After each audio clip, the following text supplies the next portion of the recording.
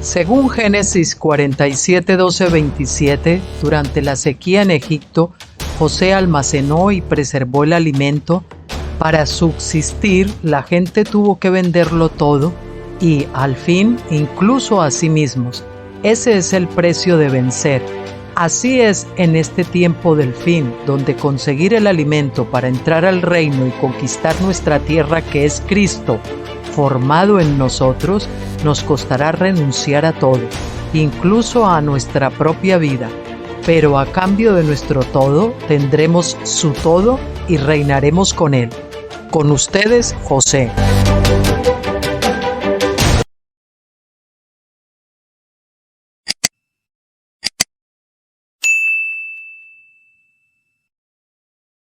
Hola, muy buenas tardes a todos, queridos amigos y hermanos, de nuevo con ustedes para continuar con el estudio del libro cuarto de Apocalipsis del doctor Stephen Jones.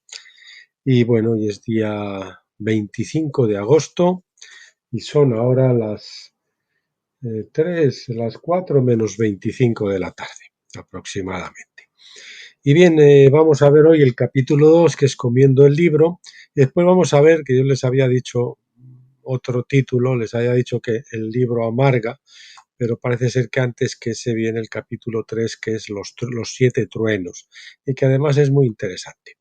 Bien, comencemos entonces con el capítulo 2, Comiendo el libro, así se titula. Como ya hemos mostrado, hubo dos eventos importantes que ocurrieron al final del segundo ay. El primero fue la impresión de la Biblia de Gutenberg en 1452 a 1455. El segundo, en 1453, fue la caída de Constantinopla, que inundó Europa con refugiados y eclesiásticos de habla griega que trajeron consigo copias griegas de las escrituras. Ambos factores abrieron el librito a la gente común y por lo tanto cambiaron el curso de la historia. En tierra y mar. También hubo dos eventos históricos que protegieron el Evangelio y permitieron que las escrituras continuaran extendiéndose entre la gente común. En Apocalipsis 10:2 leemos: y él, es decir, el ángel fuerte, tenía en su mano un librito que estaba abierto y puso su pie derecho sobre el mar y su pie izquierdo sobre la tierra. Es decir, aquí vemos dos intervenciones, vamos a ver que son intervenciones, una en tierra y otra en el mar de este ángel. Las 95 tesis de Martín Lutero, el 31 de octubre de 1517, y el Acta de Supremacía de Inglaterra en 1534 fueron evidencias de que el pie angelical se plantó sobre la tierra, con las tesis de Martín Lutero, y en el continente europeo y después en Inglaterra, que fueron con esa ley de supremacía de Inglaterra. Estos eventos aseguraron el éxito de la Reforma Protestante, mediante el cual el librito se abrió a la gente común. Sin embargo, estos eventos no quedaron sin oposición por parte de la Iglesia romana. A pesar de todos sus problemas, pasando por 6 esposas, Enrique VIII de Inglaterra terminó con un solo hijo, Eduardo VI, que gobernó durante casi 7 años, del 1547 a 1553. Murió a los 16 años y fue sucedido por María, su hermana mayor, cuya madre era Catalina de Aragón. María era católica y en 1554 se casó con Felipe de España, conocido con el nombre de Felipe el Hermoso, que también era católico. María intentó obligar a Inglaterra a volver a caer bajo el yugo romano y, como de costumbre, promovió la quema de protestantes en la hoguera. La Enciclopedia de Historia Mundial, página 285, pero la reina Isabel se dice que alrededor de 300 fueron quemados durante esta persecución. Pero la reina Isabel I subió al trono de Inglaterra en 1558 y aseguró Inglaterra como país protestante al derogar todas las leyes católicas que María había promulgado anteriormente. Esto fue el pie del ángel que se colocó firmemente sobre la tierra. Cuando se anularon las leyes católicas, y entonces el protestantismo quedó protegido por la corona. Sin embargo, 30 años más tarde habría un intento más importante de volver a poner a Inglaterra bajo el yugo romano. En 1587, Felipe II de España comenzó a construir una enorme armada de barcos para invadir Inglaterra y obligarla a retroceder bajo el yugo de Roma. Esta armada española de 130 barcos zarpó hacia Inglaterra el 12 de julio de 1588. Sin embargo, más de la mitad de estos barcos fueron destruidos por los ingleses y por las tormentas del Mar del Norte. El Ángel Fuerte había puesto su pie sobre el mar. Esto cambió el curso de la historia y mantuvo a la Biblia como un libro abierto que ha bendecido la vida de millones de personas que padecieron hambre durante la hambruna de escuchar la palabra. Así que vemos que primero lo de la reina Isabel protegiendo al protestantismo junto con las tesis de Lutero, eso digamos que sería lo de el pie del ángel sobre la tierra, y vemos que la destrucción de la Armada Invencible de Felipe II por los ingleses, pues de alguna forma derrotó al catolicismo frente al protestantismo, ¿no? Ese fue el pie del ángel fuerte sobre el mar, una batalla marítima, obviamente. Comiendo el librito. En aras de la continuidad saltaremos los 7 truenos por ahora e iremos directamente a Apocalipsis 10, del 8 al 10, donde Juan dice más sobre el librito. Sí, pero ahora deberían de venir los 7 truenos, pero se los salta un poquito para darle continuidad a lo que está comentando. Y los 7 truenos los comentaremos en el capítulo siguiente. Y la voz que oí del cielo volvió a hablar conmigo diciendo: Ve, toma el libro que está abierto en la mano del ángel que está sobre el mar y sobre la tierra. Y fui al ángel diciéndole que me diera el librito, y me dijo: Tómalo y cómelo, y te amargará el estómago, pero en tu boca será dulce como la miel. Tomé el librito de la mano del ángel y lo comí, y era en mi boca dulce como la miel, y cuando lo hube comido, se me amargó el estómago. Esto describe a las personas en el tiempo de la Reforma que debían comer, es decir, leer la Biblia, recién abierta, que les había sido abierta. Les fue dulce en la boca, pero les producía acidez espiritual, porque cuando fueron perseguidos por la Iglesia romana por leerlo, sentían la amargura en el estómago. Esto es bastante similar a la experiencia del profeta Ezequiel. Ezequiel 2 habla del llamado del profeta a predicar a la casa rebelde de Israel. Dios dice en Ezequiel 2 del 8 al 10: Y ahora tú, hijo de hombre, escucha lo que te estoy hablando. No seas rebelde como aquella casa rebelde. Abre la boca y come lo que te doy. Entonces miré, he aquí una mano se me tendió, y he aquí había un rollo en ella. Cuando lo extendió delante de mí, estaba escrito por el anverso y el reverso, y en él estaban escritas lamentaciones, endechas y ayes.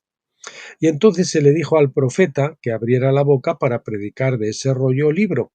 Luego el texto continúa en el siguiente capítulo, Ezequiel 3, del 1 al 3, que dice: Entonces me dijo: Hijo de hombre, come lo que encuentres, come este rollo y ve y habla a la casa de Israel. Entonces abrí mi boca y él me alimentó con este pergamino, y me dijo: Hijo de hombre, alimenta tu estómago y llena tu cuerpo con este rollo que te doy.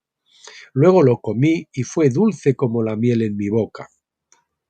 Así que aquí tenemos a Ezequiel, que a Ezequiel se le dijo que comiera el rollo, es decir, el libro, para que pudiera saber qué predicar a la rebelde casa de Israel. Hay que comer la palabra de Dios para conocer el mensaje, porque somos lo que comemos. Así me pasó a mí con Finisterre. Finisterre, cuando recibí esa revelación, fue dulce en mi boca, pues de sentirse usado por el Señor, sentir que el Señor te habla, todas estas cosas. Pero después, cuando el Señor empezó a hacer carne, primero ese rollo en mi corazón, a través de las tribulaciones que vinieron, pues lógicamente ese rollo empezó a ser amargo, ¿no? Y me trajo, pues eso, tribulaciones, persecución, disciplina, etcétera, etcétera. Más que eso, somos lo que asimilamos, Muchos han leído la Biblia sin asimilar realmente su significado. Entonces, cuando leemos las Escrituras, debemos entenderlas para convertirnos en la palabra viva. Asimilar o digerir la palabra es entenderla e incorporarla a nuestro ser. Eso es, entenderla, para lo cual tenemos que leer muchas veces, a lo mejor los libros, la palabra de Dios, y luego a través de la actividad del Espíritu Santo con las circunstancias en nuestra vida, pues Él encarna esa palabra en nuestro corazón a través del bautismo de fuego. La palabra de Dios es dulce al comerla, pero cuando abrimos la boca para enseñar a los rebeldes, la palabra se vuelve amarga en nuestro estómago porque nos devuelve persecución. Cuando el profeta predicaba, todos se volvían en su contra y iban a por él. Por eso, cuando Ezequiel fue a predicar la palabra que había comido, iba con amargura en la ira de mi espíritu y la mano del Señor era fuerte sobre mí, decía Ezequiel 3:14. Ezequiel fue enviado al Israel rebelde. Juan, el autor, fue enviado a la iglesia rebelde del futuro, que aún estaba por emerger después de su muerte. Lo que Ezequiel descubrió hace mucho tiempo es lo mismo que la gente de la Reforma descubrió después que empezaron a entender el libro, el librito que se les había abierto. Era dulce en la boca, pero amargo en el estómago. ¿Por qué? ¿Causaba indigestión la palabra? No, más bien trajo la persecución de la rebelde Iglesia romana, que había prohibido la lectura de la palabra sin la explicación de un sacerdote que pudiera interpretarla de acuerdo con las tradiciones de la Iglesia, por supuesto. La Iglesia rebelde se había rebelado contra Dios al sustituir sus propias tradiciones por la verdadera palabra de Dios. Eran culpables de lo mismo que habían hecho los sacerdotes judíos con el Antiguo Testamento durante el tiempo de Cristo. Marcos 7, del 6 al 9 dice: Y les dijo Jesús: Hipócritas, correctamente profetizó de vosotros Isaías, como está escrito: Este pueblo de labios me honra, pero su corazón está lejos de mí. Pero en vano me rinden culto enseñando como doctrinas preceptos de hombres. Descuidando el mandamiento de Dios, os aferráis a las tradiciones de los hombres. Repito, descuidando el mandamiento de Dios, os aferráis a las tradiciones de los hombres. También les decía: qué bien dejáis a un lado el mandamiento de Dios para guardar vuestra tradición. O sea, primero la tradición, lo que a nosotros nos parece correcto, y después la palabra de Dios encaja, si no, pues la desechamos, ¿verdad? Jesús estaba citando Isaías 29:13, donde 700 años antes el profeta había señalado este problema. Perdón. En los días de Jesús, las enseñanzas talmúdicas judías habían reinterpretado la ley divina para adaptarla a sus mentes carnales, y más tarde la Iglesia reinterpretó el Nuevo Testamento para adaptarlo a sus propias mentes carnales. En ambos casos fue más que una reinterpretación. A menudo se trataba de anular descaradamente la palabra en sí. Repetimos, en ambos casos fue más que una reinterpretación, a menudo se trataba de anular descaradamente la palabra de Dios en sí. Jesús dijo en Marcos 7:13, invalidando así la palabra de Dios por la tradición que habéis transmitido. Este fue el problema que Dios comenzó a vencer o a superar en la década de 1400 cuando abrió la palabra para el pueblo. El último versículo de Apocalipsis 10 nos dice el propósito del libro abierto de Dios. Es predicar, nos dice que el propósito, falta un que aquí, del libro abierto nos dice el propósito del libro abierto de Dios. Este propósito es predicar la palabra. Apocalipsis 10:11 dice: y me dijeron, debes volver a profetizar acerca de muchos pueblos, naciones, lenguas y reyes. Esto difiere de Ezequiel solo en el alcance de la predicación de la palabra. Ezequiel fue enviado específicamente solo a la casa de Israel que ya estaba en cautiverio en Asiria, Ezequiel 3 del 4 al 7. Estas 10 tribus de Israel se rebelaron contra Dios y rechazaron su ley, reemplazando la ley de Dios por los estatutos de Omri, Miqueas 6:16. Por esta razón, Por esta razón Dios les había enviado al cautiverio. Juan, por otro lado, representa a los vencedores que son enviados a predicar la palabra de Dios a muchos pueblos, naciones, lenguas y reyes. Este mensaje de tabernáculos que estamos transmitiendo, ¿verdad? En Graneros de José, en God Kingdom Ministry y en algunos otros ministerios. Juan es quien tomó el libro y se lo comió, pero lo hizo en nombre de todos los vencedores, particularmente en nombre de la generación que viviría cuando se abrió el librito en 1452 y desde allí hasta ahora, ¿verdad? De esta manera representó principalmente a una generación futura para quien la profecía sería más aplicable. De hecho, una vez que se abrió el libro y se preparó el escenario en la década de 1450, Colón abrió el camino al Nuevo Mundo en 1492.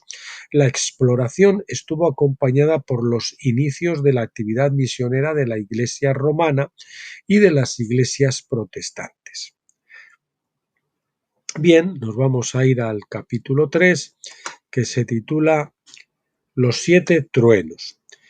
Cuando se abrió el librito, los 7 truenos revelaron su mensaje. Apocalipsis 10:3 dice: y él, es decir, el ángel fuerte del versículo 1, clamó a gran voz como cuando ruge un león, y cuando hubo clamado, los 7 truenos emitieron sus voces.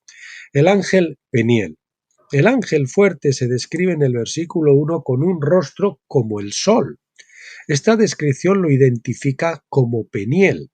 El ángel con el que luchó Jacob, Génesis 32:24, llama a este ángel un hombre, pero muchos años después, cuando Jacob bendijo a los hijos de José, pasando el nombre Israel a ellos, identificó a este hombre como un ángel. Génesis 48:16. Entonces sabemos que tuvo que ser un ángel que había tomado la forma de un hombre, como vemos tan a menudo en la Biblia. Este ángel se negó a identificarse ante Jacob, Génesis 32:29. Por cierto, que no sé si lo dice aquí, pero lo dice muchas veces, es el ángel que ha sido asignado al doctor Stephen Jones y que él, pues creo que en una o dos ocasiones se le ha aparecido. Este ángel se negó a identificarse ante Jacob, Génesis 32:29, pero Jacob llamó el lugar con el nombre del ángel porque discernió su nombre intuitivamente. Era Panac-El o Peniel, que quiere decir el rostro o presencia de Dios. Cuando Dios liberó a Israel de Egipto bajo Moisés, fue este mismo ángel el que los guió, porque Isaías 63:9 habla de esto diciendo: en toda la aflicción de ellos, él fue afligido, y el ángel de su presencia, Panim, plural de Panac, les salvó. Incluso en la literatura judía tradicional se decía que Peniel era el nombre de este ángel. Leemos esto en la página 222 del libro de Gustav Davidson, un diccionario de ángeles. En los escritos de Moisés Botarel, de Habano, de Barret, etc., Peniel es el ángel Yahvé, el antagonista oculto, el que luchó con Jacob. Estos viejos escritores, o sea, no es Yahvé mismo, sino el ángel de Yahvé, ¿no? El ángel Yahvé, el ángel de la presencia de Dios, o que transmite la presencia de Dios. Estos viejos escritores tenían algunas ideas extrañas, por supuesto, y realmente no conocían el verdadero carácter de Peniel, pero tenían razón al menos al identificarlo como el ángel con el que luchó Jacob en Génesis 32. Al amanecer, Jacob recibió la bendición angelical y se le dio el nombre de Israel, que significa Dios gobierna, o Dios es soberano, o la soberanía de Dios. Hay cuando somos derrengados y perdemos, que en realidad es una victoria, somos derrotados por Dios, es cuando realmente ganamos y es cuando entendemos que Dios es soberano, que nos debemos someter a Él y dejar que Él obre, que Él haga, que Él tome las iniciativas. Fue un testimonio de que Dios era soberano y fue una indicación de que Jacob había perdido el combate. Sin embargo, fue al perder cuando ganó, porque entonces comenzó a reconocer verdaderamente la soberanía de Dios. Jacob luego cruzó el río Jabok cuando el sol salió sobre él. Génesis 32-31. Iba de camino a un lugar que llamó Sucot. Génesis 33-17. Sucot es cabañas o tabernáculos y habla de la fiesta de los tabernáculos. Por eso, en esta gran alegoría histórica, vemos que Peniel es el ángel de la fiesta de los tabernáculos. Su bendición es necesaria para cumplir esa última fiesta y por eso él está abriendo la palabra de tabernáculos en este tiempo. El cumplimiento de tabernáculos y llevando pues a muchos vencedores a cruzar el Jordán.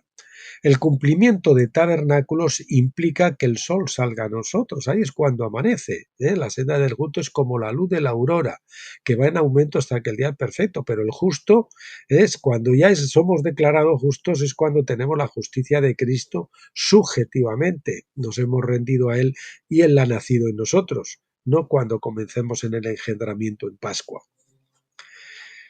Pues repito, el cumplimiento de tabernáculos implica que el sol salga sobre nosotros, es el amanecer, es el shalom de Dios, es el comienzo de la vida victoriosa, es el reposo de Dios, es entrar en la tierra prometida, no sé cómo lo quieran ver. Por eso también cuando Jesús se transfiguró ante los discípulos en Mateo 17, el versículo 2 dice, y se transfiguró delante de ellos y su rostro resplandeció como el sol, y sus vestidos se volvieron blancos como la luz. Este párrafo va subrayado. Así es como se describe al ángel fuerte en Apocalipsis 10.1. Su rostro era como el sol. Su obra inmediata fue abrir el librito, es decir, abrir la palabra a muchas naciones y romper el poder de aquellos que prohibían su lectura. Pero en última instancia, la obra de este ángel es llevar a la gente a un entendimiento de la fiesta de tabernáculos para que puedan recibir su nuevo nombre, Israel, y dar testimonio del mundo que Dios gobierna, y dar testimonio al mundo de que Dios gobierna. Repetimos este párrafo, así es como se describe al ángel fuerte en Apocalipsis 10.1. Su rostro era como el sol, lo que describe al ángel Peniel, como hemos dicho. Su obra inmediata fue abrir el librito, es decir, abrir la palabra a muchas naciones y romper el poder de aquellos que prohibían su lectura. Esto lo vimos con la imprenta, las nuevas traducciones en las lenguas vernáculas, lo hemos visto también con Colón, que abre el camino al Nuevo Mundo para que se exporte el Evangelio, etcétera, etcétera. Pero en última instancia, la obra de este ángel es llevar a la gente a un entendimiento de la fiesta de tabernáculos, que es lo que está ocurriendo en este tiempo en que vivimos, para que puedan recibir su nuevo nombre, Israel, y dar testimonio al mundo de que Dios gobierna, de que Dios es soberano. Este es el mensaje de los 7 truenos que Juan no pudo revelarnos mientras aún estábamos en la edad de Pentecostés. Aún no era el momento de revelar abiertamente los misterios de la fiesta de tabernáculos.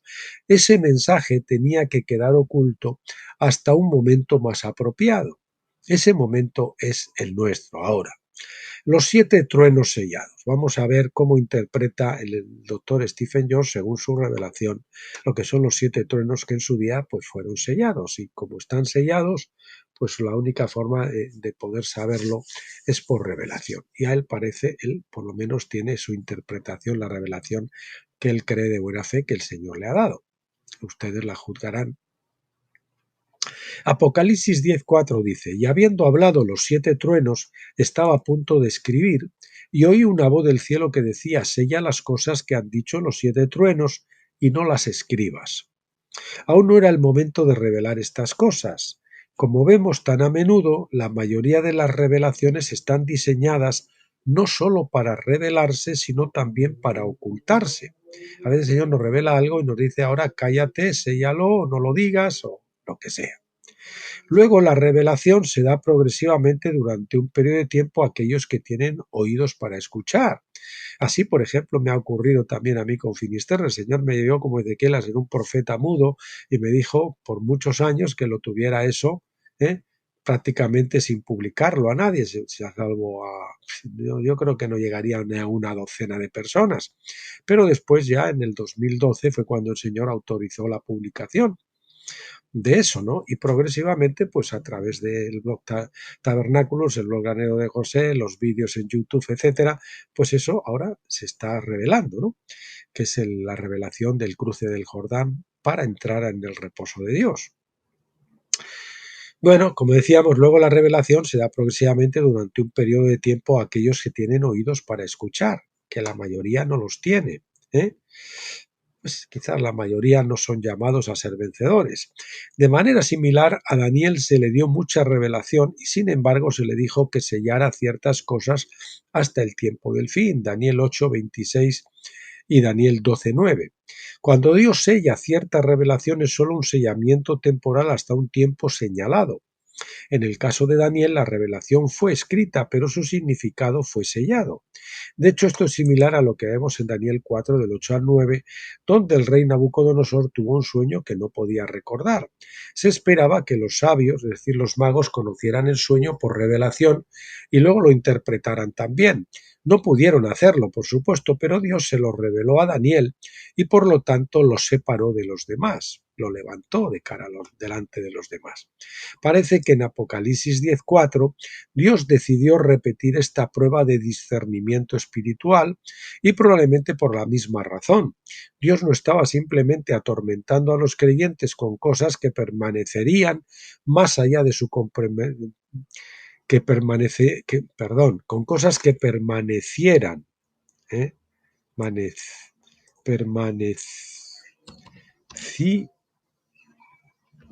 Que permanecieran.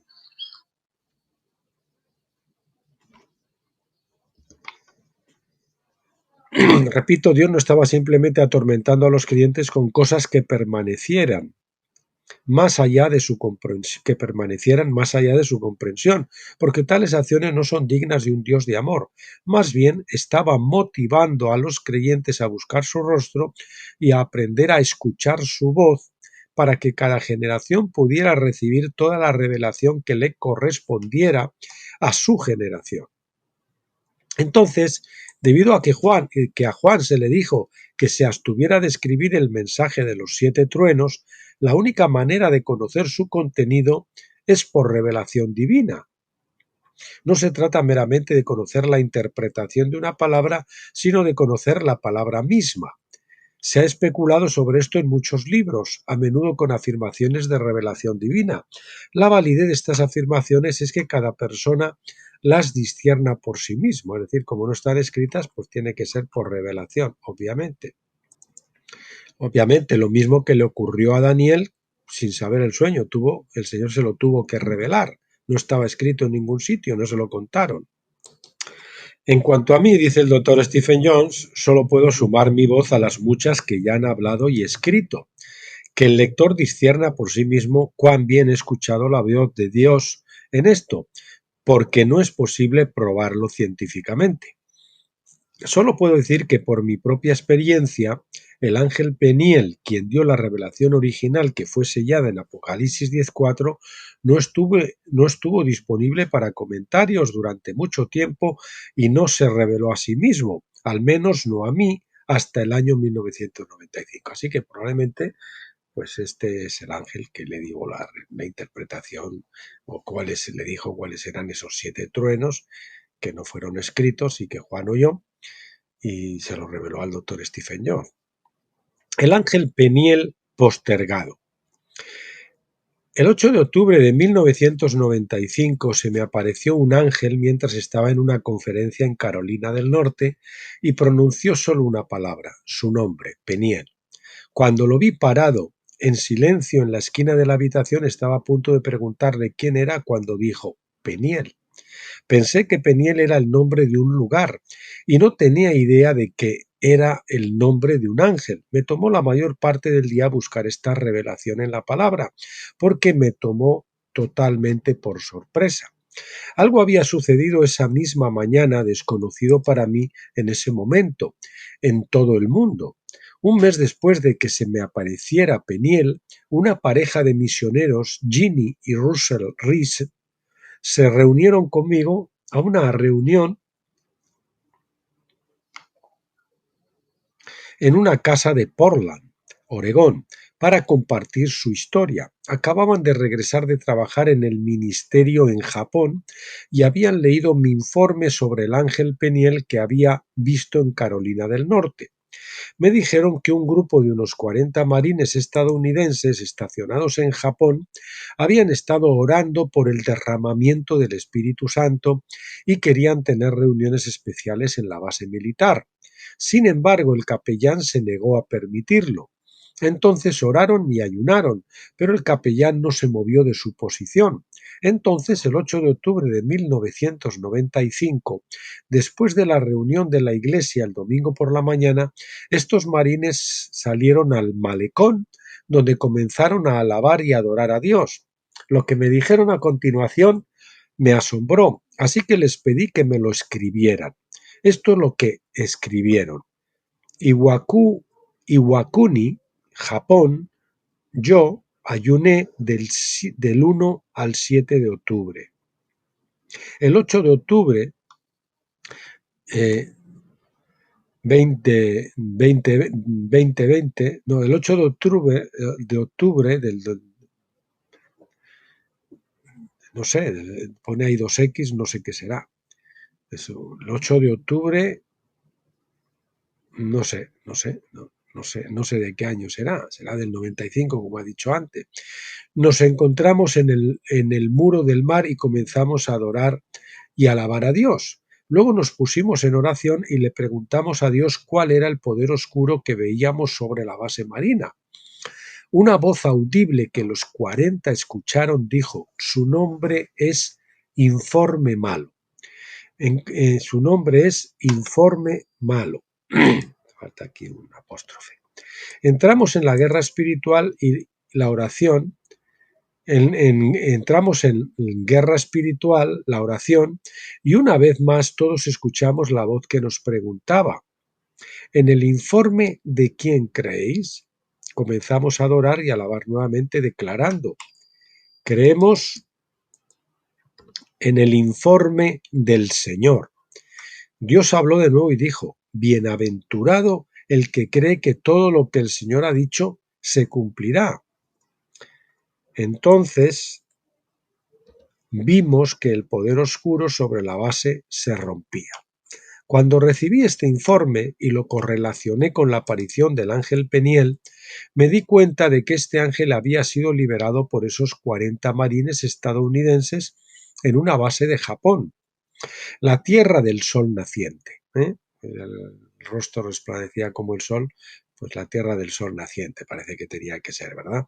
Génesis 32-31 nos dice que después de que Jacob luchó con el ángel, dice el versículo, y salió el sol sobre él, justo cuando cruzaba Penuel y cojeaba su muslo. Ahí vemos Penuel, que no es Peniel, es diferente palabra que Peniel. Penuel es un lugar geográfico que estaba cruzando Jacob. De una manera extraña, este versículo proporcionó una pista oculta que conectaba Penuel, el nombre del lugar, con Japón, la tierra del sol naciente. Cuando Peniel se reveló unas horas más tarde, cuando el sol salió sobre Carolina del Norte, me di cuenta de que tenía que estudiar las escrituras para comprender la revelación que el ángel estaba trayendo. La gran pista me vino a través de Isaías 63 del 9 al 11 en la discusión del profeta sobre la rebelión de Israel en el tiempo de Moisés. Dice así: en toda la aflicción de ellos fue afligido, y el ángel de su presencia, Paniim, los salvó.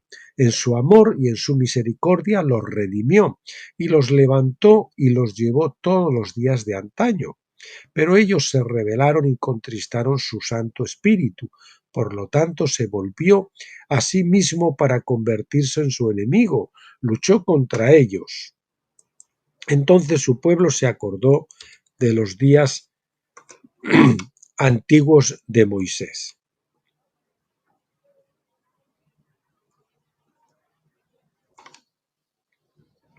Esto me dijo que el ángel de su presencia o rostro, que es Paniim, era el ángel que los había sacado de Egipto en columna de fuego y columna de nube. Éxodo 14:19. Panael o Peniel es el ángel de la presencia o rostro personal de Dios y se representa como el rostro de Dios. Y representa el rostro de Dios. Este ángel había guiado a Israel hasta la gran rebelión, cuando adoraron al becerro de oro, desde que salieron de Egipto, hasta que llegó la adoración del becerro de oro en Éxodo 32. En ese momento Dios le dijo a Moisés que él no conduciría personalmente al pueblo a la tierra prometida, sino que dijo: enviaré un ángel delante de ti. Éxodo 33:2. Pero Israel ya tenía un ángel guiándolos en columna de fuego y nube, como hemos visto. Así que este sería un ángel sustituto, uno que tenía un llamado y propósito diferente. Peniel es el ángel de tabernáculos. Si el pueblo no se hubiera rebelado, Peniel habría llevado a Israel a Canaán desde su campamento del sur en Cades Barnea, en el desierto de Parán. Números 13:26. Es posible que hubieran entrado en la tierra sin tener que cruzar el Jordán, es decir, a través de la muerte y la resurrección, que es lo que significa el Jordán. Sin embargo, la experiencia del becerro de oro trajo juicio contra la nación y lo hizo imposible. El ángel sustituto fue Miguel, el gran príncipe que custodia a los hijos de tu pueblo, según dice Daniel 12:1. Miguel es el ángel de la muerte y de la resurrección, de Daniel 12:2. Ambos ángeles tienen el poder de llevarnos a la tierra prometida, pero por caminos diferentes. Así que si usted se deja guiar por el ángel Peniel y es dócil en recibir la visión de tabernáculos, pues puede ir por un camino corto, no por el camino largo de la muerte y la resurrección. Peniel, eso es una cosa que pienso yo, no sé si estarán de acuerdo conmigo. Peniel se retiró hasta el final de la edad, lo que obligó a todas las generaciones, excepto a la última, a entrar en la tierra prometida a través de la muerte y la resurrección. Saben que la última será transformada y cambiada, quiere decir la generación de vencedores, porque no todos lo van a ser. El poder de Peniel es para nosotros los que vivamos y hayamos quedado, como dice 1 Tesalonicenses 4:17, porque como dice Pablo en 1 Corintios 15:51, no todos dormiremos, pero todos seremos transformados. Esa última generación de vencedores no verá muerte, sino que serán transformados, recibirán el cuerpo glorificado sin pasar por la muerte. Solo la última generación de creyentes tiene el potencial de entrar en la tierra prometida sin la muerte y la resurrección. Por eso hay muchos que pueden llegar a cruzar en este tiempo y a ser vencedores, gracias al ángel Peniel. Podrán cruzar si es que abrazan este mensaje de tabernáculos. Solo la última generación de creyentes tiene el potencial de entrar en la tierra prometida sin la muerte y la resurrección. La liberación de Peniel por esos 40 infantes de la Marina estadounidense en Japón hizo esto posible, ya que Peniel ahora ha sido recomisionado. La rebelión de la iglesia en el desierto, Hechos 7:38, impidió que Israel cumpliera la fiesta de tabernáculos, y entonces Dios le dijo a Moisés que este ángel de su presencia personal no los conduciría a la tierra, sino que serían guiados por un ángel diferente, Miguel. Cuando la gente creyó el informe malo de los 10 espías de Números 13:32, perdieron por completo la oportunidad de entrar a la tierra prometida en tabernáculos. En cambio, tuvieron que esperar otros 38 años y luego entrar a la tierra en el momento de la Pascua, es decir, a través de la muerte y la resurrección. Asimismo, en la edad de Pentecostés, la Iglesia nuevamente vagó por su propio desierto durante 40 jubileos, de 1960 años desde el 33, 1960 años, desde el 33 hasta el 1993 después de Cristo, que es cuando acaba la edad de Pentecostés, cuando acaban esos 40 jubileos que están tipificados por los 40 años del reinado de Saúl. Saúl es un tipo del reinado de la Iglesia. Luego llegó el momento de avanzar hasta el cumplimiento de la fiesta de tabernáculos. 2 años más tarde, los marines estadounidenses en Japón rompieron la maldición del informe malo de los espías, cuando, después de que se les preguntara ¿qué informe creéis?, proclamaron: creemos en el informe del Señor, es decir, el buen informe. Esto de que los comeremos como pan a los gigantes, ¿verdad? Esto puso fin al largo retraso del 70 jubileo. Entonces el ángel Peniel comenzó a preparar a los vencedores para que cumplieran esta fiesta y nos llevaran a la tierra prometida de tabernáculos. Este párrafo a continuación va en negrita y subrayados, así que atentos. Aún así, este ángel fuerte ya ha estado activo, comenzando con la impresión de la Biblia en la década de 1450. Su último propósito o llamado está relacionado con la manifestación de los hijos de Dios. Es para marcar el comienzo de la próxima edad, durante la cual la palabra de Dios se manifestará de manera creciente hasta que todo el mundo vea quién es Cristo, principalmente a través de sus hijos, los vencedores. Apocalipsis 10 del 5 al 6 dice: y el ángel que vi de pie sobre el mar y sobre la tierra alzó su diestra al cielo y juró por aquel que vive por los siglos de los siglos, que creó el cielo y las cosas que hay en él, y la tierra y las cosas que hay en ella, y el mar y sus cosas, para que no haya más demora. La versión King James traduce mal esto, al decir que ya no habrá más tiempo, pero el tiempo no se estaba erradicando, sino que más bien la Iglesia rebelde había retrasado el cumplimiento de la fiesta de tabernáculos por 1400 años, así como la Iglesia en el desierto bajo Moisés había retrasado su entrada a la tierra prometida por sus corazones rebeldes. Ahora el ángel estaba a punto de romper esta rebelión en la Iglesia para que se terminara la demora en el cumplimiento de la voluntad de Dios.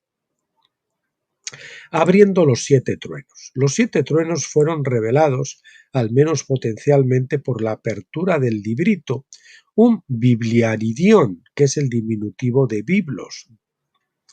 Es de donde obtenemos la palabra Biblia.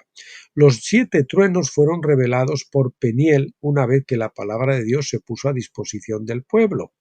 Sin embargo, comprender el mensaje de las Escrituras era otro asunto. La comprensión llegaría de manera incremental o gradual durante los próximos siglos hasta que se volviera a poner en servicio a Peniel en la última generación. Según se me ha revelado, estos son los 7 truenos, junto con mi explicación. Por lo tanto, si el ángel se le ha parecido recomisionado a Stephen Jones en este tiempo, pues lógicamente tenemos que convenir que somos esa última generación. Según se me ha revelado, estos son los 7 truenos junto con mi explicación. 1. El camino al lugar santísimo. Este es el decreto para comenzar a quebrantar el poder del corrupto sistema de la Iglesia, porque el camino al lugar santísimo se retrasaría mientras este sistema prevaleciera. Hebreos 9:8. Durante Pentecostés, el camino al lugar santísimo, rasgándose el velo entre el lugar santo de Pentecostés y el lugar santísimo de tabernáculos, todavía estaba puesto. Por lo tanto, ese camino estaba obstruido. 2. Segundo trueno, la imagen de la bestia. Los gobiernos religiosos, políticos y económicos del hombre, basados en la imagen mortal de Adán, están siendo juzgados para liberar al pueblo, que es lo que estamos viendo ahora, y lo estamos viendo particularmente ahora con los Brit. Hoy he compartido precisamente en Telegram una imagen que alguien ha puesto diciendo que la continua ampliación de los Brit es la prueba más patente y clara de que eso de un nuevo orden mundial bajo un solo anticristo no va, no funciona, ya se ha ido al garete, ya es imposible de que se cumpla. Esa es una buena noticia para que estamos viendo. Lo que estamos viendo es la caída del misterio Babilonia, no el advenimiento ni la entronización de un anticristo. al mando de una Babilonia unificada que gobierne todo el mundo, todo el planeta. 3. Tercer trueno, los hijos manifestados. Esta es la venida de Cristo en sus santos. Cristo viene en la segunda vez, pero viene en sus vencedores, en sus santos. Es el Arnion, el Agnon junto, la que es la cabeza, con los corderitos. Eso es el Arnion. El Amnon es el gran cordero Jesús. El Arnion es los corderitos, y esa es la palabra que aparece siempre en Apocalipsis. Está hablando de la manifestación de los vencedores y luego la unión de esos vencedores con la cabeza. Esta venida es la de Cristo en sus santos, 2 Tesalonicenses 1:10, quienes como Moisés bajan del monte con las tablas nuevas de la ley escritas en sus corazones. Falta aquí la palabra escritas en sus corazones. Eso sí, los vencedores son los que se han sometido al bautismo de fuego y han permitido que el Espíritu Santo grabe la ley en sus corazones. La ley no ha sido suprimida, tiene que ser grabada en nuestros corazones. La transfiguración, cuarto trueno. Como Jesús en Mateo 17:2, los hijos de Dios albergarán su gloria en cuerpos inmortales. Ese será el rapto, el arpazo, la recepción de los cuerpos glorificados. Este es el propósito de la fiesta de tabernáculos. Quinto trueno, la autoridad de los hijos. Dios me dio específicamente Juan 14:14. Si pedís algo en mi nombre, lo haré. Estos vencedores van a tener la capacidad de pedir en su nombre, y cuando piden su nombre es que están pidiendo conforme a su voluntad, porque están totalmente, son de la misma y únicamente con Cristo, las cosas se van a cumplir. Sexto trueno, la ley enseñada a todas las naciones. Miqueas 4, del 1 al 4, lo dice, ¿no? Los hijos de Dios vencedores son los administradores del reino en la tierra, los maestros e intérpretes finales de la ley con la mente de Dios. Tiene un discernimiento completo y tiene la mente de Cristo. Deuteronomio 33, del 2 al 3 dice, a su mano derecha la ley de fuego, la mano, y todos sus santos están en tu mano. Por lo tanto, los santos están en la mano y tienen la ley. La ley es el lago de fuego y también representa su carácter, el carácter de los vencedores, el carácter de Dios. Deuteronomio 4:24, el fuego está en la mano de Dios y sus santos también están en su mano, es decir, manifestarán su carácter y de hecho administrarán los juicios correctivos de Dios que son llamados el lago de fuego. El lago de fuego no va a ser más que unos juicios correctivos y restauradores de Dios que van a ser administrados por los vencedores. Serán sometidos en esclavitud bíblica, digo esclavitud, pero bíblica, a esos vencedores que les mostrarán la ley de Dios como es. O sea que será una esclavitud gratificante, porque van a estar sometidos como si estuvieran sometidos al mismo Cristo. Y séptimo trueno, que es la división, es decir, separar al desobediente del obediente. Estos se están dividiendo incluso desde ahora, pero sin embargo esta división culminará en la edad final en el gran trono blanco de Apocalipsis 20. La Nueva Jerusalén se manifestará completamente, pero todavía quedarán muchos que deberán ser sometidos a Cristo a través de esos juicios correctivos del lago de fuego. De ahí una división entre los verdaderos creyentes y los desobedientes hasta el jubileo de la creación, cuando todos los hombres sean liberados al final de los tiempos. Como dije antes, generalmente no hay forma de probar la revelación divina, excepto mediante la evidencia circunstancial que generalmente es de naturaleza subjetiva. Pero yo los acabo de leer con ustedes y veo que casa perfectamente con lo que está ocurriendo en este tiempo que estamos viviendo. Por esta razón, normalmente no comparto tales cosas, dice el doctor Stephen Jones. Prefiero enseñar directamente de las Escrituras. Pero como el mismo Juan no pudo registrar ninguno de los 7 truenos, no había forma de saberlo, excepto por revelación divina. Por eso les pido a nuestros lectores que tengan paciencia conmigo en este asunto.